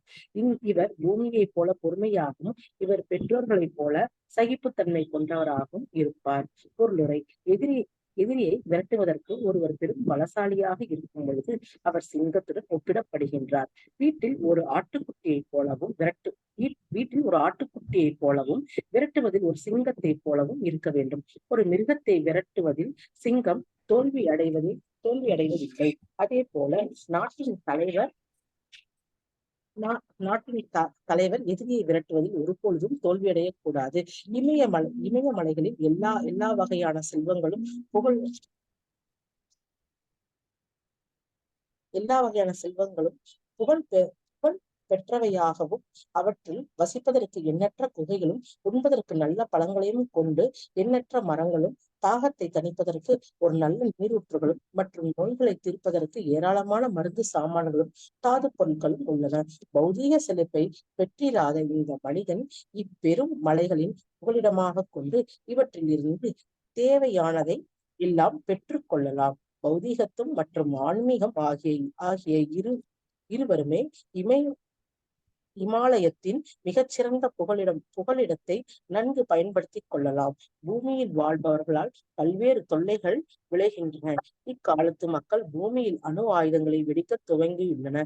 இருப்பினும் சிறு குழந்தை தாயை மன்னித்து விடுவதைப் போல பூமியும் மக்களிடம் பொறுமையாகவே உள்ளது. பெற்றோர்கள் குழந்தைகளின் தீய செயல்கள் அனைத்தும் எப்பொழுதும் சகித்துக் கொள்கின்றன. மிகச்சிறந்த அரசர் ஒருவர் இவை எல்லாம் நற்குணங்களையும் பெற்றிருக்கக்கூடும். குழந்தை பரிசுத்தோ இவை எல்லா நற்குணங்களையும் பூர்ணமாக பெற்றிருப்பார் என்பது முன்னதாகவே அறிவிக்கப்பட்டது. Hare Krishna. Thank you mother. Thank you மதாஜி. ஹரே கிருஷ்ணா. இப்போ சிங்கத்தை போல பலசாலியாகவும், சிங்கம் காட்டின் ராஜாவாக வர்ணிக்கப்படுது. ஏன்னா அது எப்பவுமே தோல்வி அடையிறது கிடையாது. ஒரு எல்லா மிருகங்களையும் விரட்டி அது வேட்டையாடுறதுல முதன்மையா இருக்கு. அது போல இந்த பரிசுத்த மகாராஜா சிங்கத்தை போல ஒரு பலசாலியா இருப்பார் அப்படின்னு சொல்லப்படுது. பூமியை போல பொறுமையாக, ஏன்னா பூமியில எல்லா தாதுக்களும் நம்மளுக்கு என்னென்ன வேண்டுமோ, பூமியில உணவுப் பொருட்கள், இந்த மனிதன் திருப்தி அடைகிறதுக்காக, இந்த உயிர்வாழி திருப்தி அடைகிறதுக்காக பகவான் இந்த உலகத்தை படைத்திருக்கிறார். இந்த பௌதிகமான உலகம் ஒரு தற்காலிகமானது, அது நிரந்தரமானது இல்ல, ஆனா உண்மையானது. அருவவாதிகள் என்ன சொல்றாங்க? இந்த உலகம் பொய் அப்படிங்கிறாங்க. உலகம் பொய் கிடையாது, உண்மை. ஆனால் அது நிலையானதல்ல. பூதுவா பிரளியதே அப்படின்னு சொல்லி மீண்டும் மீண்டும் அது அழிக்கப்பட்டு மீண்டும் அது படைக்கப்படுகிறது. அதாவது எப்ப இந்த உயிர்வாளியானது தான் அனுபவிக்குங்கிற ஆசை விடுதோ அது வரைக்கும் இந்த பிரபஞ்சங்கள் எல்லாம் தோன்றிக்கொண்டே இருக்கும். அப்ப இது பல யுகங்களாக பிரிக்கப்பட்டு அந்த காலங்கள் சைக்கிள் செயின் மாதிரி அது சுத்திட்டே இருக்கு. பல யுகங்களாக சத்தியயுகம், திரேதாயுகம், துவாபர யுகம், கலியுகம் அழிஞ்சிட்டு மறுபடியும் அந்த ரொட்டீன் சத்தியயுகம் வரும், திரேதாயுகம் வரும், துவாபர யுகம் வரும். இப்படி இந்த பௌதிக உலகம் இந்த உயிர்வாளியின் ஆசையை நிறைவேற்றுவதற்காக பல பொருட்களை மாயினால உருவாக்கப்பட்டு, வெளிப்புற சக்தியினால உருவாக்கப்பட்டு படைக்கப்பட்டுள்ளது. இப்ப நாமளே என்ன நினைக்கிறோம்? நாம பெரிய வீடு கட்டணும், எனக்கு கார் வேணும், எனக்கு அனுபவிக்கிறதுக்காக நகை வேணும், ஏசி வேணும், இந்த வெயில்ல எல்லாருமே அனுபவிக்கணும்னு நினைக்கிறோம் ஏசி போட்டு. அப்போ அனுபவிக்கின்ற சுபாவம் இருக்கிற வரைக்கும் நம்மளுக்கு பிறப்பு இருந்துட்டே இருக்கும். ஏன்னா இதுக்கு ஒரு பெரிய சீக்ரெட் என்னன்னா, மனம் பரம் காரணம். நம்ம மனசுல ஆசைகளை வளர்த்துக்கிறோம். அந்த ஆசை அந்த மனசுல சூட்சும உடல்ல பதிவாகுது. அப்ப இறப்பின் போது அந்த பூத உடல் அழிஞ்சு போகுது. ஆனா அந்த நுண்ணுடல் அப்படின்னு சொல்லப்படுற சூட்சும உடல் அடுத்த உடலுக்கு நம்மை அதே பதிவுகளோட கொண்டு போகுது. நாம என்ன ஆசை வச்சிருந்தோமோ அந்த பதிவுகளை எடுத்துட்டு அடுத்த உடல் தேடி போகுது. அது நாயோட உடலோ, இல்ல பன்றியின் உடலோ, பறவையோட உடலோ, மனித உடலோ, நம்ம ஆசைக்கு தகுந்த மாதிரி உடலுக்கு அது பறக்குது. பறந்து போய் அந்த கூடு விட்டு கூடு பாயிற மாதிரி, எப்படி ஒரு கம்பளி பூச்சி ஒரு இலையை பற்றி கொண்டு அடுத்த இலைக்கு தாவுகின்றதோ, அதாவது ஒரு இலையை பற்றி கொண்டு அதை கைவிடாம அடுத்த இலையில அது இன்னொரு பாதியை கொண்டு போயிருக்கும் உடம்ப, அப்புறம்தான் இந்த இலைய கைவிடும். அது மாதிரி நாம என்ன பண்றோம்? நம்ம ஆசைகளை மனசுல ஒரு சின்ன ஆசை இருந்தாலும் போறோம் பிறவி எடுக்கிறதுக்கு. அதனாலதான் நாம பற்றற்று இருக்க வேண்டும் அப்படின்னு சொல்றப்படுது. இது ரொம்ப பெரிய சீக்ரெட். பிறவாமை அப்படின்னு வேணும்னா ஒரு சின்ன ஆசை கூட இருக்கக்கூடாது. நான் அது வாங்கணும், இது வாங்கணும், நம்ம கண்ணால பாக்குற அட்வர்டைஸ்மெண்ட் அதெல்லாம் மனசுல போட்டுக்கிறோம். எனக்கு இந்த கலர் சாரி வேணும், இந்த நகை வேணும், பெண்களுக்கு அந்த மாதிரி, ஆண்களுக்கு நான் பெரிய தொழில் பண்ணணும், நான் பெரிய வக்கீல் ஆகணும், டாக்டர் ஆகணும், ஃபாரின் போகணும். இந்த மாதிரி அனுபவிக்கின்ற ஆசை இருக்கிற வரைக்கும் துன்பம் தொடர்கதையாக நமக்கு இருந்துட்டே இருக்கும். ஒரு சின்ன ஆசை கூட இருக்கக்கூடாது. அந்யா அபிலாஷித சூன்யம். அதுக்கெல்லாம் என்ன காரணம் அப்படின்னா, மூல வேர் என்னன்னா மனம். நம்ம மனதை எவ்வாறு எங்க செலுத்துகிறோமோ அதுல அது உறுதியா இருக்கும். அப்ப மனசுல பல ஆசைகளை புதைய வைக்கிறோம். ஆனா பக்தியில வரும்போது அந்த ஆசைகள் எல்லாம் படிப்படியாக தூய்மைப்படுத்தப்பட்டு பகவானிடம், அதனாலதான் சபை மன கிருஷ்ண பாதார விந்தையோ, அந்த மனசை எங்க வைக்கணும்? ஃபர்ஸ்ட் நீங்க என்ன புலன்களை எங்க யூஸ் பண்ணினாலும் அந்த மனசை கொண்டு போய் அடக்கல அப்படின்னா புலன்கள் அடங்காது. ஏன்னா மனம்தான் புலன்களை ஆட்டுவிக்கின்றது. அப்ப அந்த புலன்களுக்கு அடிப்படையா இருக்கின்ற மனத்தை கொண்டு போய் பகவானோட பாதத்துல நிலை நிறுத்தணும். இதுதான் நம்மளுக்கு பக்தியில முக்கியமா சொல்லப்படுறது. அப்ப அந்த மாதிரி ஒரு பெரிய ஒரு பக்தரா பரிஷித் மகாராஜா இருப்பார். தந்தையோட நற்குணங்கள் எல்லாம் அவர்கிட்ட இருக்கும் அப்படின்னு சொல்றாங்க. அப்ப இந்த நம்ம இப்ப பல நம்மளோட ஆசை எப்படியெல்லாம் இப்ப உருவாயிருக்கு அப்படின்னா, அணு ஆயுதங்களை வெடிக்கிற அளவுக்கு நம்ம ஆசைகள் பேராபத்தாக உருவாயிருக்கு. ஆனா அந்த பூமித்தாய் எத்தனையோ பொறுத்துக்கிறாங்க. ஏன்னா இந்த பூமியில எத்தனை அக்கிரமங்கள் நடைபெறுது. பூமி மேல இருந்துட்டு தான் நம்ம அத்தனையும் செய்யறோம். கொலை, கற்பழிப்பு, பல குற்றங்கள். பூமிய தாதுக்களை எல்லாம் தோண்டி தோண்டி ஆழமாக தோண்டி பூமி தாயை காயப்படுத்தி அந்த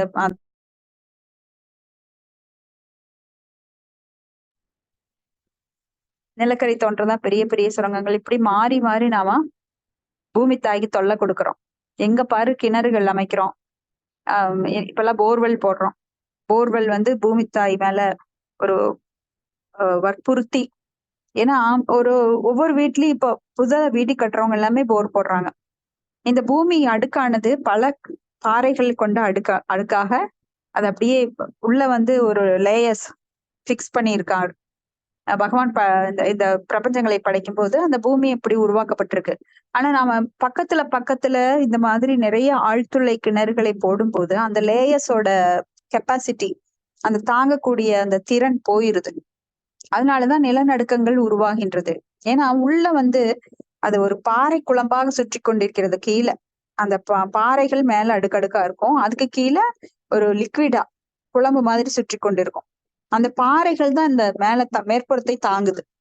அப்ப அந்த தாங்கக்கூடிய சக்தியை நாம டிஸ்டர்ப் பண்ணும்போது என்ன ஆகுதுன்னா, அது நம்மளுக்கு நிலநடுக்கமா மாறிடுது சீக்கிரம். ஒரு சின்ன ஒரு அதிர்வு வந்தா கூட எல்லாம் அந்த தட்டுக்கள் மாறி மாறி போகும்போது நம்மளுடைய மேற்பரப்பு நடுங்க ஆரம்பிச்சிருது. சோ இந்த மாதிரி பூமியை நம்ம பல கொடுமைகள் பண்றோம். ஆனா பொறுமைக்கு உதாரணமா என்ன சொல்றாங்க? பூமித்தாய். பூமித்தாய் நம்மளிடம் ரொம்ப பொறுமையா இருக்காங்க. பூமித்தாய் மட்டுமல்ல, பகவானும் நம்மளுக்கு தந்தை, தாய், குரு. பகவானும் நம்ம குற்றங்கள் குறைகளை எல்லாம் எப்போதும் பார்த்துட்டே இருக்கார். பல கோடி ஜென்மமா அதை பார்த்துட்டே இருக்கார். ஆனாலும் பொறுமையாக இருக்கின்றார்.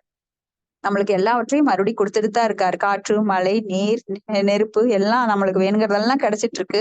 ஆனா நாம அந்த பகவானுடைய அந்த நல்ல ஒரு குவாலிட்டியை புரிஞ்சுக்காம நாம மீண்டும் தவறு செஞ்சுட்டே தான் இருக்கோம். ஒரு தாய் தந்தை எப்படி பிள்ளைகள் மேல ஒரு தாய் தந்தை மாதிரி நல்லது நினைக்கக்கூடியவங்க வேற யாருமே கிடையாது.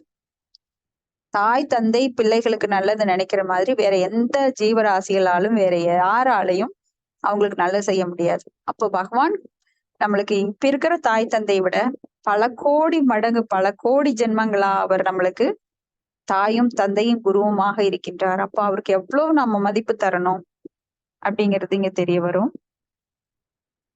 அப்ப இதெல்லா நற்குணங்களையும் பரிஷித் மகாராஜா பெற்றிருக்கிறார் அப்படின்னு சொல்லப்படுது. அடுத்தது பதம் 23. பிதாமக சம சாமியே பிரஜாதே கிரி சோபம ஆஸ்ரய சர்வபூதானாம் யதா தேவோ ரமாஸ்ரய. கீதா மாதாஜி படிக்கிறீங்களா? நான் படிக்கிறேன் மாதாஜி. சரிங்க மாதாஜி. மொழிபெயர்ப்பு. இக்குழந்தை சமத்துவமான மனநிலையில் பாட்டனார் யுதிஷ்டிரை போல அல்லது பிரம்மாவை போல் இருப்பார். இவர் கைலாசபதியான சிவபெருமானை போல் உதார குணம் உள்ளவராக இருப்பார். மேலும் லட்சுமி தேவிக்கும் புகலிடமாக உள்ள பரமபுருஷரான நாராயணனை போல் இவர் அனைவருக்கும் புகலிடமாக இருப்பார். பொருளுரை. சமத்துவமான மனநிலை என்பது யுதிஷ்டிர மகாராஜன் மற்றும் எல்லா ஜீவராசிகளுக்கும் பாட்டனாராகிய பிரம்மா ஆகிய இருவரையும் குறிக்கும். ஸ்ரீதர் சுவாமியின் கருத்துப்படி பாட்டனார் என்பது பிரம்மாவை குறிப்பதாகும். ஆனால் விஸ்வநாத சக்கரவர்த்தியின் கருத்துப்படி பாட்டனார் என்பது யுதிஷ்டிர மகாராஜையை குறிப்பதாகும். ஆனால் இரு விஷயத்திலும் ஊமை பொருத்தமாகவே உள்ளது. ஏனெனில் அவர்கள் இருவருமே பகவானின் அங்கீகரிக்கப்பட்ட பிரதிநிதிகளாவர். இவ்வாறாக அவர்கள் இருவரும் ஜீவராசிகளின் பொதுநல சேவையில் ஈடுபட்டிருப்பதால் அவர்கள் சமத்துவமான மனநிலையை கொண்டவர்களாகத்தான் இருக்க வேண்டும். உயர்ந்த நிர்வாக பொறுப்பில் உள்ள எவரும் யாருக்காக அவர் உழைக்கிறாரோ அவர்களிடமிருந்தே வரும் பலமான தாக்குதல்களை பொறுத்து கொள்ள வேண்டியுள்ளது. மிக உயர்ந்த பூர்ணத்துவ நிலையை அடைந்த பகவத் பக்தர்களான கோபியர்களும் பிரம்மதேவரை நிந்தித்தனர். குறிப்பிட்ட பிரபஞ்சத்தை சிருஷ்டித்தவரால் தேவரை நிந்தித்தனர். நிந்தித்தவரான பிரம்மதேவர் பகவானை காண்பதற்கு இடையூறாக இருக்கும் கன்னிமைகளை படைப்பதற்காக கோபியர்கள் அவரது படைப்பில் அதிருப்தி அடைந்தனர். நொடிநேர கண் சிமிட்டலையும் அவர்களால் சகித்து கொள்ள இயலவில்லை. ஏனெனில் அவர்களது அன்பிற்குரியவரான பகவான் ஸ்ரீ கிருஷ்ணரை காண்பதற்கு அது தடையாக இருந்தது. ஆகவே பொறுப்பு மிக்கவர்களின் ஒவ்வொரு செயலிலும் இயல்பாகவே குற்றம் கண்டுபிடிப்பவர்களான மற்றவர்களை பற்றி கூற தேவையில்லை. இதை போலவே எதிரிகளால் உருவாக்கப்பட்ட பல கடினமான சூழ்நிலைகளை யுதிஷ்டிர மகாராஜன் கடக்க வேண்டியிருந்தது. மேலும் எல்லா அசாதாரணமான சூழ்நிலைகளிலும் சமத்துவமான மனநிலையை பூர்ணமாக காக்கக்கூடியவர் என்பதையும் அவர் நிரூபித்தார். எனவே சமத்துவமான மனநிலையை பராமரிப்பதில் இவ்விரு பாட்டனார்களை பற்றிய உதாரணம் மிகவும் பொருத்தமானதாகும்.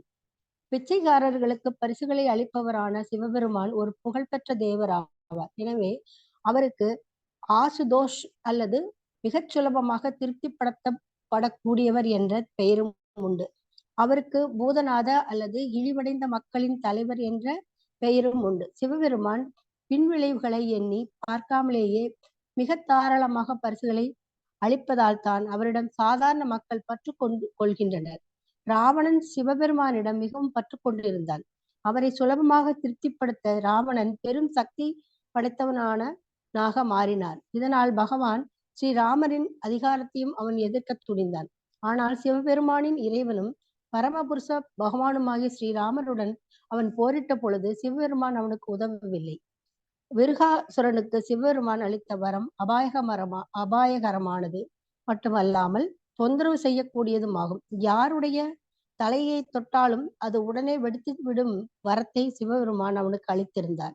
சிவபெருமான் அளித்த இந்த வரத்தை அவர் மீதே பரீட்சித்து பார்க்க அந்த வஞ்சகன் விரும்பினார். இத்தொல்லையிலிருந்து தன்னை காப்பாற்றிக் கொள்ள சிவபெருமான் விஷ்ணுவிடம் புகலிடம் கொள்ள வேண்டியிருந்தது. இதில் உள்ள உயர்ந்த கருத்து என்னவென்றால், சிவபெருமான் யாருக்கும் எந்த வார்த்தையையும் கொடுக்க தயங்குவதில்லை. எனவே சில சமயங்களில் சில தவறுகளை அவர் செய்துவிட நேர்ந்தாலும் அவர் மிகவும் தாராள மனமுடையவராவார். ரமா என்பது லக்ஷ்மியை குறிப்பதாகும். லக்ஷ்மியின் புகலிடம் பகவான் விஷ்ணுவாவார். அனைத்து ஜீவராசிகளையும் காப்பவர் பகவான் விஷ்ணுவே ஆவார். இவ்வுலகில் மட்டுமல்லாமல் மற்றொரு நூற்றுக்கணக்கான ஆயிரக்கணக்கான கிரகங்களிலும் கூட எண்ணற்ற ஜீவராசிகள் உள்ளனர். இவர்கள் அனைவருக்கும் தன்னுணர்வை அடைவதற்கான எல்லா வசதிகளும் அளிக்கப்பட்டுள்ளன. ஆனால் புலனுகர்வு பாதையில் ஈடுபடும் இவர்கள் பொருளாதார முன்னேற்றத்தை குறிக்கோளாக கொண்டு பல கஷ்டங்களுக்கு உள்ளாகின்றனர். இத்தகைய பொருளாதார முன்னேற்றம் மாயையானது என்பதால் இது ஒருபோதும் வெற்றி அளிக்காது. இவர்கள் எப்பொழுதும் மாயாதேவியான லக்ஷ்மியின் கருணைக்காக ஏங்கி தவிக்கின்றனர். ஆனால் லக்ஷ்மி தேவியால் விஷ்ணுவின் பாதுகாப்பின் கீழ் மட்டுமே வாழ முடியும் என்பதை அவர்கள் அறியவில்லை. விஷ்ணு இல்லாமல் லக்ஷ்மி ஒரு மாயையாக மட்டுமே இருப்பாள். எனவே நேரடியாக லக்ஷ்மியிடம் புகலிடம் கொள்ள முயற்சிப்பதற்கு பதிலாக நாம் விஷ்ணுவுடன் புகலிடம் கொள்ள வேண்டும். விஷ்ணுவால் அல்லது அவரது பக்தர்களால் மட்டுமே எல்லோருக்கும் பாதுகாப்பு அளிக்க இயலும். மேலும் பரீட்சித்து மகாராஜன் விஷ்ணுவால் நேரடியாக பாதுகாக்கப்பட்டவர் என்பதால் அவரது ஆட்சியின் கீழ் வாழ விரும்பும் அனைவருக்கும் பூர்ணமான பாதுகாப்பை வழங்குவது அவருக்கு சாத்தியமாகும். ஹரே கிருஷ்ண மாதாஜி. ஹரே கிருஷ்ண மாதாஜி. தேங்க்யூ மாதாஜி. தேங்க்யூ. இந்த இதுல வந்து சமத்துவமான மனநிலை அப்படின்னு சொல்லப்பட்டிருக்கு. சமத்துவமான மனநிலைனா என்ன? இருமைகள் அற்ற நிலை. இருமைகள் துவந்தங்கள். துவந்தம் அப்படின்னு விருப்பு வெறுப்பு, மழை வெயில், பனி குளிர், வெப்பம் குளிர், இந்த மாதிரி இருமைகள் அற்ற நிலை. அந்த இருமைகள் அற்ற நிலையில சமத்துவம் அடையப்படும். அப்போ நாம வந்து சந்தோஷத்துல வந்து உச்சத்துல ஆடாமையிலும், துக்கத்துல வந்து துவண்டு போகாமலும் இருக்கிறது. ம். அதுதான் இருமைகளற்ற நிலை. எப்பவுமே ஒரே மாதிரி இருக்கணும். நம்மளால முடியுமா? சில சமயம் கோவப்படுவோம், சில சமயம் மகிழ்ச்சியில துள்ளி குதிப்போம். இதெல்லாம் அறியாமையினால. இப்ப எந்த நிலையிலும் சமநிலையோடு இருக்கணும். அப்படிப்பட்டவங்களுக்கு கோபமே வராது. யாராவது அடிச்சாலோ இல்ல திட்டுனாலோ, என்னை திட்டுறாங்க பாரு, என்னை அவமானப்படுத்துறாங்க, ஒரு மான அவமானம் அதெல்லாமே இருக்காது. ஏன்னா இந்த உலகத்துல எல்லாமே பொய், மாயை. அப்ப மாயில வீழ்ச்சி அடைந்தவர்களுக்கு தான் அந்த நிலைமை இருக்கும். இங்க சமமான மனநிலைக்கு யாருக்கு உதாரணமா காட்டுறாங்க? யுதிஷ்ட மகாராஜன். ஏன்னா அஜாத சத்திரவக அவரு யாருக்குமே அவருக்கு யாருமே எதிர்த்துவம் காட்டல. யுதிஷ்ட மகாராஜா ஈவன் துரியோசனன் கூட கருணை காட்டுவார். எல்லாருக்கும் அவர் சமமா இருந்தாரு. யாருக்கிட்டையும் துவேஷம் காட்டல. பிரம்மதேவர் அதே போலத்தான். அவர் படைக்கும் கடவுளாக இருந்தாலும் இங்க கோபியர்கள் அவரை சபிக்கிறாங்க. ஏன்னா படைக்கும் கடவுள் யாரு? பிரம்மதேவர். அவர் பித்தாமகர், மிகவும் உயர்ந்த நிலையில் இருக்கிறாரு. ஏன்னா சிருஷ்டிலேயே அவர் தான் முதன்மையானவர் மனிதர்கள்ல. அதான் அதனால அவர் ஸ்வயம்பூ. அவர் கர்ப்பத்திலிருந்து பிறக்கல, ஸ்வயம்பூ. அவர் சுயமாக பிறந்தார். பகவானோட தாமரை கொடியில தாமரை அவருடைய நாபில் இருந்து தாமரையில பூத்து அதுல அமர்ந்திருந்தார். அது ஸ்வயம்பூ. அவர் பிரம்மபூ, ஆத்மபூ அப்படின்னு சொல்லப்படுறாரு. அப்பேற்பட்ட பிரம்மா படைப்புக்கு அதிபதி. அவர் கண்கள், இமைகள் அதெல்லாம் படைக்கிறாரு. அப்ப கோபியர்கள் பகவானை பாக்குறாங்க. அவருடைய அழகை பார்க்கும்போது கண்களை எடுக்கவே முடியல. ஆனா இந்த இமை என்ன பண்ணுது? அடிக்கடி சிமிட்டிட்டே இருக்கும். நம்ம கண் இமைகள் சிமிட்டிட்டே இருக்கும் அடிக்கடி. அந்த சிமிட்டும் போது அந்த ஒரு செகண்ட் பகவானை பாக்குறதுக்கு அந்த இமைகள் தடையா இருக்கேன்னு சொல்லி, என்ன இந்த ஆள் இப்படி படைச்சிருக்காரு, இந்த கண் இமைகள் எதுக்கு படைச்சாரு, பகவானை காண்றதுக்கு நம்மளுக்கு எப்படி டிஸ்டர்ப் பண்ணுது. ஏன்னா கோபியர்கள் அந்த அளவு பகவான் மேல பக்தி, பகவான் மேல பிரேமை, அந்த உயர்ந்த நிலையை அடைந்தவர்கள். அந்த பிரேமை நிலையில அவங்களுக்கு தொந்தரவு பண்ணுதான். அதனால பிரம்மதேவரை சபிக்கிறாங்களாம். இப்படி யார் ஒருவர் அதிகமாக அக்கறை எடுத்துக்கொள்றாங்களோ அவங்களுக்கு கூட இடைஞ்சல் வரும். இப்ப தாய் தந்தையர் அதிகமா அக்கறை எடுத்துக்காங்க. ஆனா இப்ப பிள்ளைகள் என்ன பண்றாங்க? தாய் தந்தையர் மேலதான் அவங்க கோபம் அதிகமா இருக்கும். எனக்கு சரியா செலவுக்கு பணம் தர மாட்டேங்கிறாங்க, எனக்கு சரியா பிசினஸ் பண்ணி தர மாட்டேங்கிறாங்க, எனக்கு பிடிச்ச பாடத்தை படிக்க விட மாட்டேங்கிறாங்க, ஏன்னா எப்ப பாரு படிக்க சொல்றாங்க, விளையாட விட மாட்டேங்கிறாங்க. இப்படி எத்தனையோ பிரச்சனைகள் அவங்களுக்கு எதிரியா தெரிவாங்க. ஆனா தாய் தந்தையர் தான் உண்மையா அவங்களுடைய நலன் விரும்பிகள். ஆனா இங்க என்ன ஆகுது? வெளியில கூட எல்லார்கிட்டையும் நல்லா இருப்பாங்க, ஆனா வீட்டுக்குள்ள எல்லாரும் சண்டை போட்டுக்குவாங்க. ஏன்னா அன்பு ரொம்ப இடைஞ்சலா இருக்கும். ஓரளவுக்கு மேல ஒருத்தர் மேல அன்பு வச்சுட்டோம் அப்படின்னா அதுவே இடைஞ்சலா இருக்கும். நாம காட்டுற அந்த பிரியம் அவங்களுக்கு ரொம்ப இரிட்டேட்டா இருக்கும். அது போலத்தான் இங்க பிரம்மா சில நேரங்கள் தொல்லையா தெரிகிறார். அப்புறம் சிவபெருமான் பத்தி சொல்றாங்க. சிவபெருமான் ஒரு ரொம்பவும் புகழ் பெற்றவர். அதாவது விஷ்ணுவை வழிபாடுறதுல அவர் மிக உயர்ந்த நிலையில இருக்கிறார். எப்பவுமே ஸ்ரீராமரை குறித்து தியானம் பண்ணிட்டே இருக்கார்.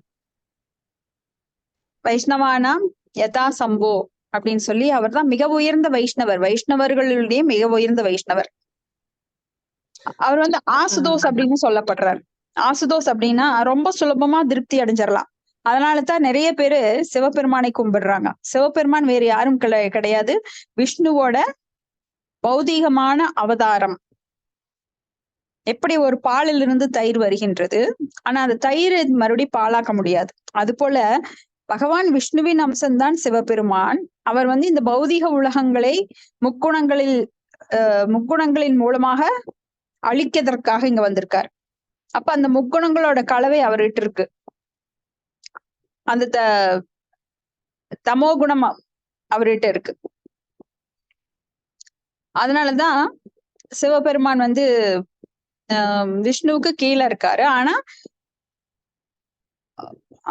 விஷ்ணுவேதான் சிவபெருமானாவும் வந்திருக்கார்.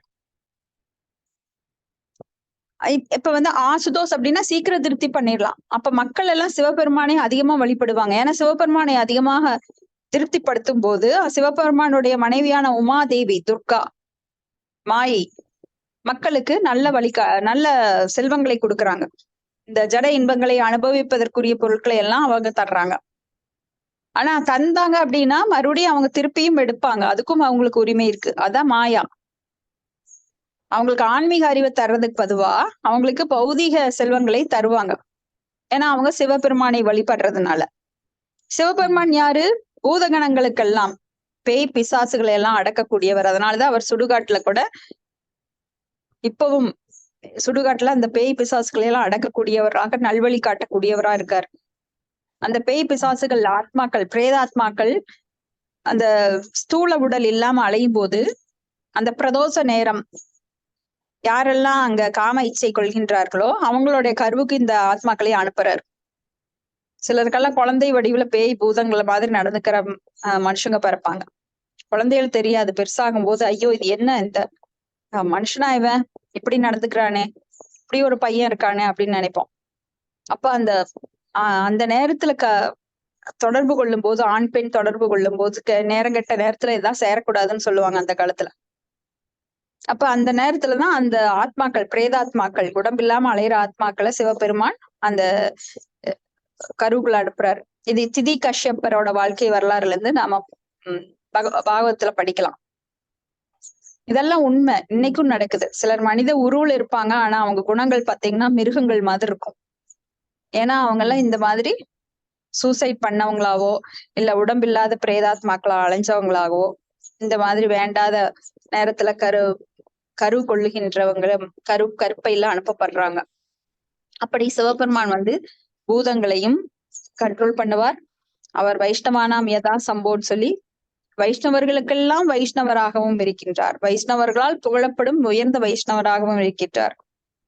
அப்ப அவருக்கு வந்து சீக்கிரம் திருப்தி பண்ணிடலாம், தவம் செஞ்சு அவரை திருப்தி பண்ணலாம். இந்த மாதிரி திருப்தி அடைந்து விருகாசுரனுக்கு என்ன பண்றாரு, வர அழிச்சிடுறாரு. இப்ப விருகாசுரன் வந்து தலையில கைய வச்சா அவங்க வந்து பஸ்பம் ஆயிரணும் அப்படின்னு சொல்லி பஸ்மாசுரன் கூட சொல்லுவாங்க. பஸ்மம் ஆயிரம்னு சொல்லி வரம் வாங்குவான்.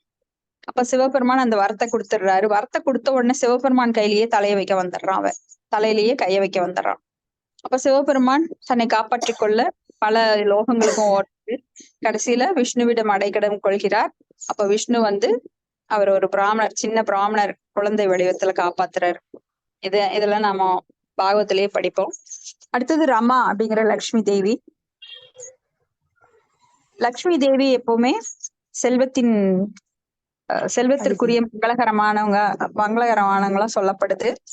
இப்ப லக்ஷ்மி தேவி யாருடைய உதவியால இந்த செல்வத்தை எல்லாம் பிறருக்கு டிஸ்ட்ரிபியூட் பண்றாங்க அப்படின்னு பார்த்தா பகவான் விஷ்ணுவின் கருணையினாலதான். விஷ்ணு இல்லாம லக்ஷ்மி கிடையாது. அப்போ ஸ்ரீமதி ராதாராணியை யார் உருவாக்குறாங்க? பகவான் கிருஷ்ணர். அந்த ராதாராணி கிட்ட இருந்துதான் பல்வேறு லக்ஷ்மிகள் பல அவதாரங்களாக வருகிறார்கள். அதுக்கு அடிப்படை யாரு? ராதாராணி. ராதாராணிக்கு அடிப்படை யாரு? பகவான் கிருஷ்ணர். அப்படி எல்லா விதத்துலயும் பார்க்கும்போது கடைசியா எங்க போய் ஒரு இடத்துல அடையும் அப்படின்னா பகவான் விஷ்ணுவிடம். எல்லா சக்திகளின் உறைவிடம் யாரு? பகவான் விஷ்ணு. சிலரெல்லாம் லக்ஷ்மி பூஜை பண்றேன்னு மகாலட்சுமியை மட்டும் கும்பத்துல வச்சு நல்லா அந்த முகமெல்லாம் வச்சு அலங்காரம் பண்ணி நிறைய லட்சுமி மந்திரங்கள் எல்லாம் சொல்லி வழிபடுவாங்க வரலட்சுமி பூஜை அப்போ. ஆனா விஷ்ணுவை விட்டுருவாங்க. ஆனா லக்ஷ்மி எங்க இருப்பாங்க? பகவானுடைய மார்புல. திருப்பதி வெங்கடாச்சலபதி பார்க்கலாம் நீங்க, 2 பக்கங்களிலும் மகாலட்சுமி வீற்றிருப்பாங்க. பகவானுடைய இருதயத்தை விட்டு அவங்க வர்றதே கிடையாது. அப்ப பகவான் இல்லாத இடத்துல மகாலட்சுமி இருக்கிறது கிடையாது. அதனாலதான் அவங்களுக்கு சஞ்சலா அப்படிங்கிற பேரு. யாரெல்லாம் வழிபடுறாங்களோ அவங்களுக்கு கொஞ்ச நேரம் இருப்பாங்க. ஆனா அங்க பகவானை அவங்க சரியா வழிபடல அப்படின்னா தன் கணவனை யார் வழிபடலையோ அங்கெல்லாம் அவங்க இருக்க மாட்டாங்க, ஓடிடுவாங்க. கொஞ்ச நாளைக்கு இருப்பாங்க, அப்புறம் போயிடுவாங்க, வேற வீட்டுக்கு போயிடுவாங்க. அதனாலதான் அவங்க பேர் சஞ்சலா அப்படிங்கிற இன்னொரு பேரும் இருக்கு. ஓகே, இதோட முடிச்சுக்கலாம் நாம. மத்தஜிஸ் ஏதாவது சந்தேகம் அல்லது உங்களுக்கு கருத்துக்கள் இருந்தா நீங்க சொல்லலாம். மாதாஜி, இப்போ பிரம்மா வந்து